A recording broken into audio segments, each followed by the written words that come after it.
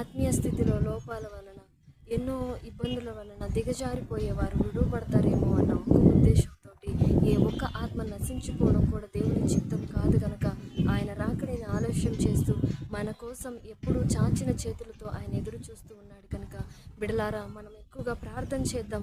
విజ్ఞాపనలతోనూ, కన్నీటితోనూ, యాచనలతోనూ, అంగలార్పుతోనూ, రేయింబవళ్ళు మానక జాగారములతోనూ ఆయన స్తుతించవలసిన వారమై ఉన్నాం. మీకోసం, మీ బిడ్డల కోసం ఏడవండని క్రీస్తు ప్రభు కల్వరి సిలువలో బలియాగం అవుతూ మన కోసం చెప్పిన మాటను ఒకసారి జ్ఞాపకం చేసుకుందాం. ఆ మాటల్ని బట్టి మనం ఎప్పుడు మన కోసం, మన బిడ్డల కోసం, మన కుటుంబాల కోసం కన్నీరు కారుద్దాం. దేవుని సంఘం పాడైపోతూ ఉంది. దేవుని తోట పాడైపోతున్న ఈ పరిస్థితుల్లో కన్నీరు కార్చే స్త్రీలని, యవనురాలని పిలువమని దేవుని వాక్యం సెలవిస్తూ ఉంది కదా. కాబట్టి మనం కూడా కన్నీరు కార్చే స్త్రీలని ఒకరినొకరు పురికొల్పుకుందాం.